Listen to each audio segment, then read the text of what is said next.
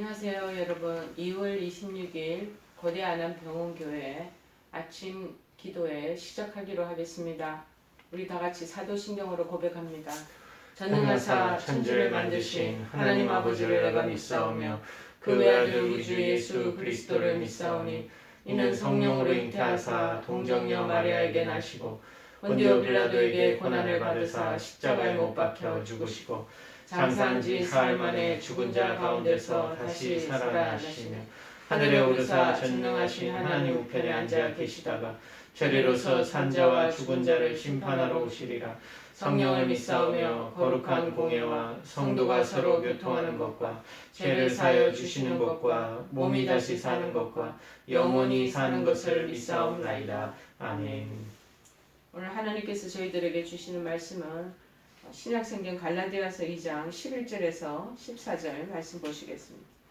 갈라디아서 2장 11절에서 14절 말씀입니다. 제가 가지고 있는 성경책으로는 303쪽입니다. 2장 11절에서 14절입니다. 제가 봉독해 드리겠습니다. 게바가 안디옥에 이르렀을 때에 책망받을 일이 있기로 내가 그를 대면하여 책망하였노라. 야고보에게서는 어떤 이들이 이르기 전에 게바가 이방인과 함께 먹다가 그들이 오매 그가 할례자들을 두려워하여 떠나 물러가매 남은 유대인들도 그와 같이 외식하므로 바나바도 그들의 외식에 유혹되었느니라. 그러므로 나는 그들이 복음의 진리를 따라 바르게 행하지 아니함을 보고 모든 자 앞에서 게바에게 이르되 내가 유대인으로서 이방인을 따르고 유대인답게 살지 아니하면서 어찌하여 억지로 이방인을 유대인답게 살게 하려느냐 하였노라. 아멘. 성도가 두려워하지 말아야 할 것, 두려워해야 할 것과 두려워하지 말아야 될 것이 있습니다. 그런데 두려워하지 말아야 할 것이라는 내용입니다. 여러분, 만약에 발명가가 있는데 이 발명가가요 실패를 두려워하면 어떻게 되겠습니까? 그는 결코 위대한 발명가가 될 수가 없는 것입니다. 발명가들은 대부분 수많은 실패를 거듭하고 정말 전기를 발명한 에디슨과 같은 자도 수만 번의 그런 실패와 실험을 거듭하고 난 뒤에 그래서 전기를 발명하게 된 거죠. 수많은 실패를 통해서 위대한 마지막 창작품인 발명을 이루어내는 것이기 때문에 실패하는 것을 두려워하면 안 되는 것이죠. 그러나 반대적으로 만약에 국민을 두려워하지 않는 정치가가 있다고 칩시다. 그러면 부패하게 됩니다. 국민이 본인을 보고 있고 수많은 그런 위정자들이 그를 보고 있고 지키고 있다라는 것을 두려워하면 그러면은 더 심기일전해서 더 신경 쓰고 그렇게 정치를 하지 않겠습니까? 그런데 국민을 두려워하지 않기 때문에 국민을 무시하는 거죠. 그리고 부패를 합니다. 그러면 마침내 국민들에게서 버림을 받게 되는 것입니다. 이와 같이 세상에는 두려워해야 할 것이 있고 두려워하지 말아야 할 것들이 있다는 것이죠. 이 두 가지를 그럼 어떻게 하냐? 잘 분별해야 돼. 예수 안에서 이것을 잘 분별하는 사람만이 성공된 삶을 살아 나갈 수가 있다는 것. 정치가가 위임을 받은 그 기간 동안에 정치를 해나가는데 실패를 자꾸 하게 되고 수많은 그런 번복들을 하고 잘 지키고 이행을 하지 않는다면 결국에는 중간에 자기 주어진 그 기간 동안 사역도 못하고 결국에는 쫓겨나가고 사퇴를 하는 일들이 요즘 우리나라의 정치 현재에 계속 발생하고 있지 않겠습니까?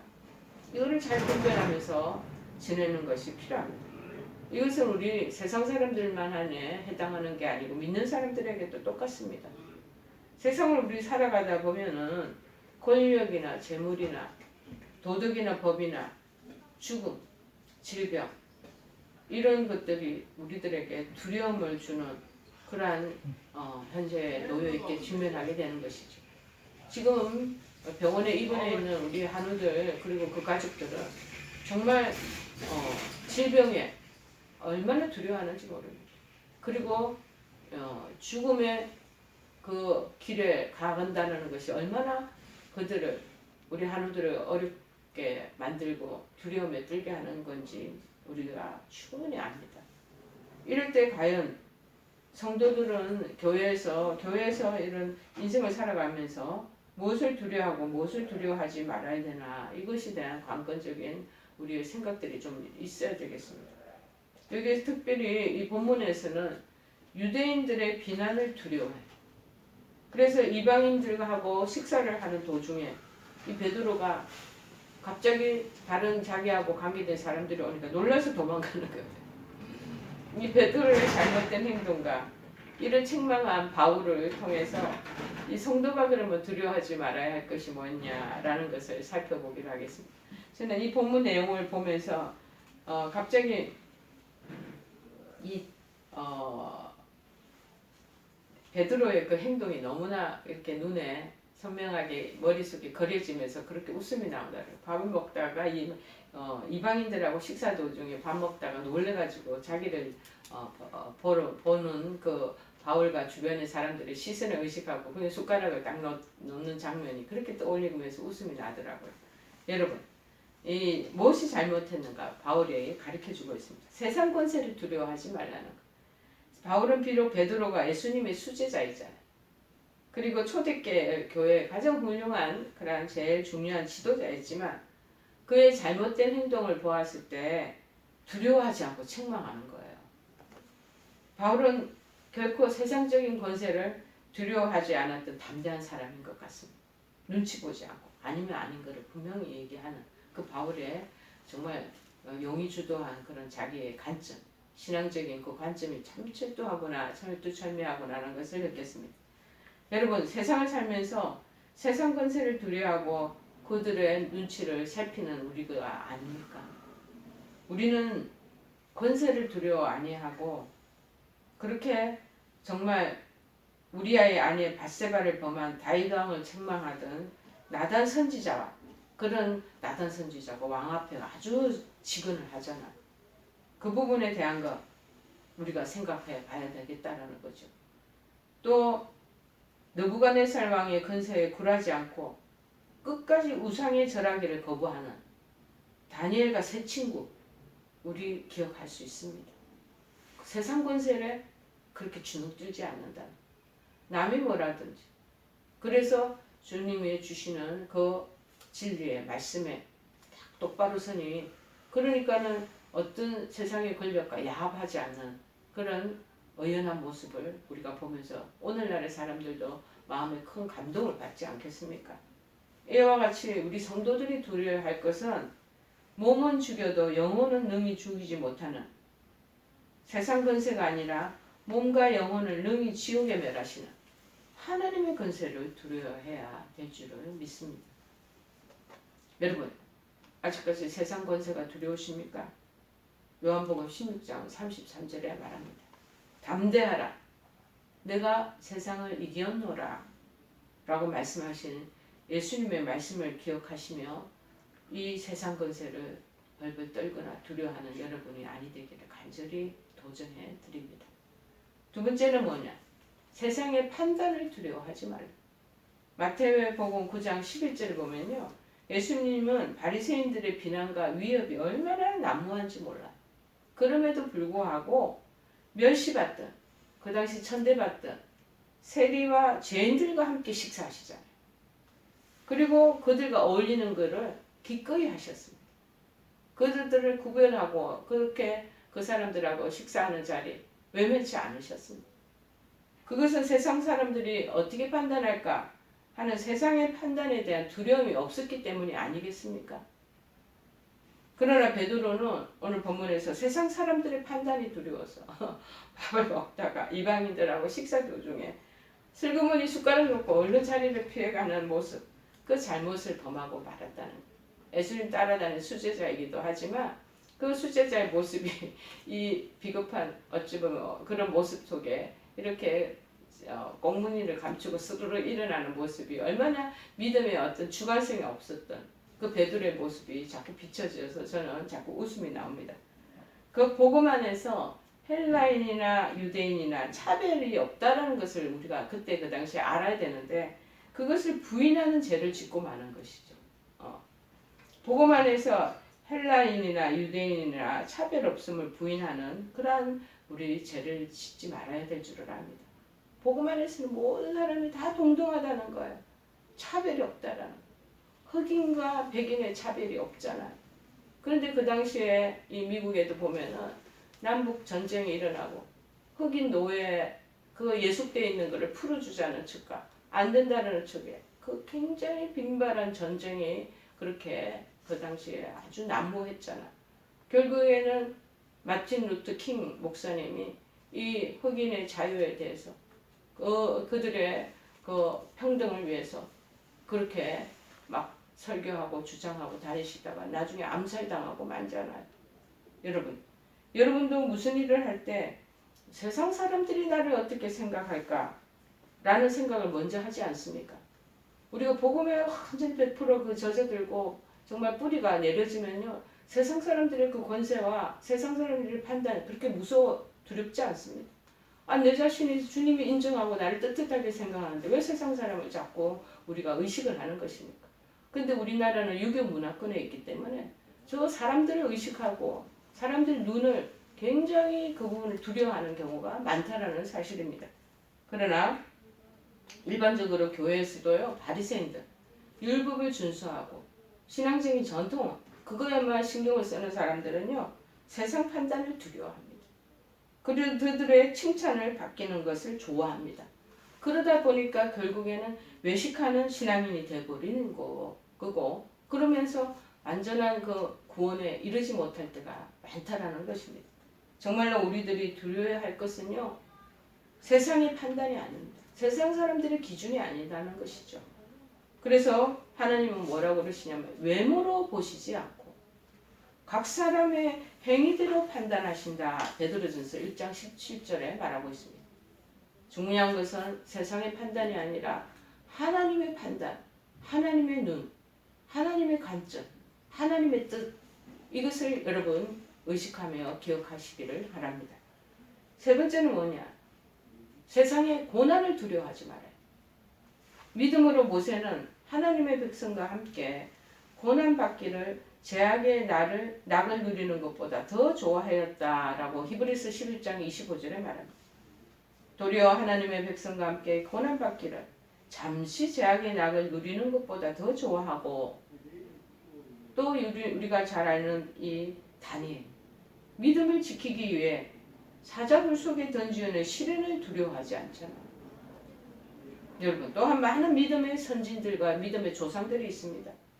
그들이 희롱을 받았고 채찍을 맞았고 돌로 치는 것, 톱으로 켜는 것 그런 것들을 다 한란과 박해를 학대를 받았으나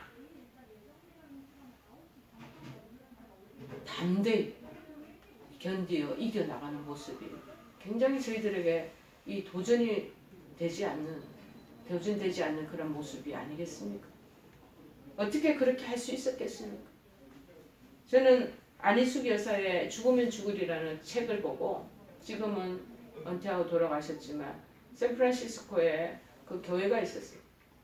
그 교회 김동명 목사님도 얘기도 전해 듣고 그 이후에 또 다른 목사님이 후임자로 오셨다가 거기서 참 신실하게 목회를 하시다가 지금은 아르헨티나 선교사로 지금 가 계시는 그 목사님의 얘기들을 들으면 정말 이 안희숙 사모가 세운 그 교회 참으로 정말 죽으면 죽으리란 각오로 교도소에서 일제시대 때 물고문을 당하고 발톱, 손톱을 다 뽑히고 그런 고난 속에서도 주님을 부인하라고 하는데도 절대 그 고난 속에 주님 부인하지 않아요. 그러고 난 뒤에 나오셔서 그리고 교회를 세우게 된 그 얘기를 전해 듣습니다. 여러분이 시간 되시면 죽으면 죽으리라는 안희숙 사모의 그 글을 한번 보시면 그렇게 감동스럽습니다. 하나님은 세상의 고난을 두려워하지 않는 것. 이는 하나님 위에 고난을 견디는 자에게 하나님께서 영원한 생명으로 상 주실 것을 믿었기 때문이라.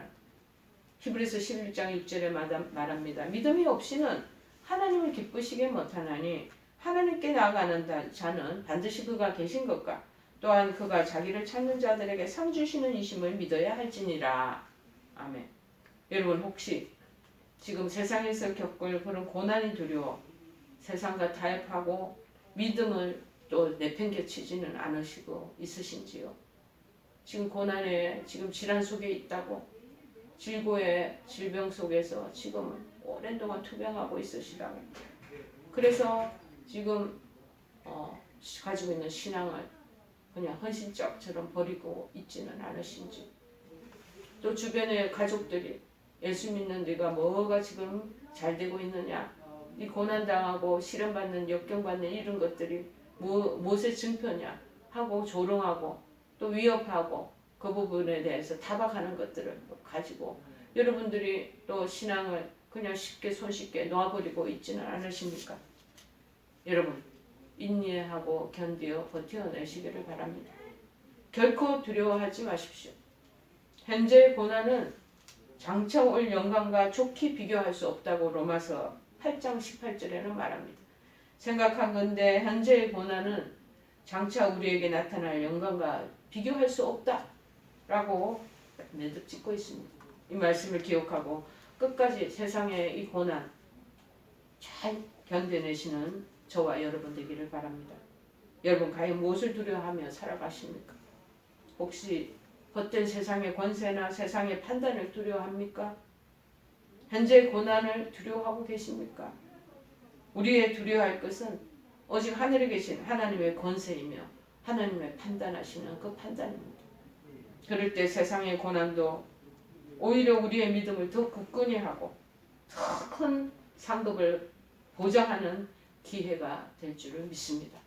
오늘 두려워하지 말아야 될 것 우리가 기억하며 세상의 권세를 두려워하지 마시고 또 세상의 판단 두려워하지 마시고 세상의 고난 두려워하지 않는 여러분 되시기를 간절히 촉구해 드립니다. 우리 찬송가 350장 찬양하십니다. 350장 선창해 주세요. 우리들이 싸울 것은 열기 아니요 우리들이 싸울 것은 육체 아니요 마귀 권세 맞서 싸워 깨쳐버리고 죽을 영혼 살릴 것일세 한 마음으로 힘써 나가세 한 마음으로 힘써 싸우세 악한 마귀 군사들과 힘써 싸워서 승전고를 울리기까지 우리들이 입은 갑옷새가 아니요 우리들이 가진 검은 강철 아니요 하나님께 받아가진 평화의 복음 거룩하신 말씀이로다 한 마음으로 힘써 나가세 한 마음으로 힘써 싸우세 악한 마귀 군사들과 힘써 싸워서 승전고를 울리기까지. 우리 다같이 사도신경 주기도문으로 매일 기도에 마치기로 하겠습니다. 하늘에 계신 우리 아버지여 이름이 거룩히 여김을 받으시오며 나라의 임하옵시며 뜻이 하늘에서 이룬 것 같이 땅에서도 이루어지이다. 오늘날 우리에게 일용할 양식을 주옵시고 우리가 우리에게 죄 지은 자를 사하여 준 것 같이 우리의 죄를 사하여 주옵시고 우리를 시험에 들게 하지 마옵시고 다만 악에서 구하옵소서. 대개 나라와 권세와 영광이 아버지께 영원히 있사옵나이다. 아멘.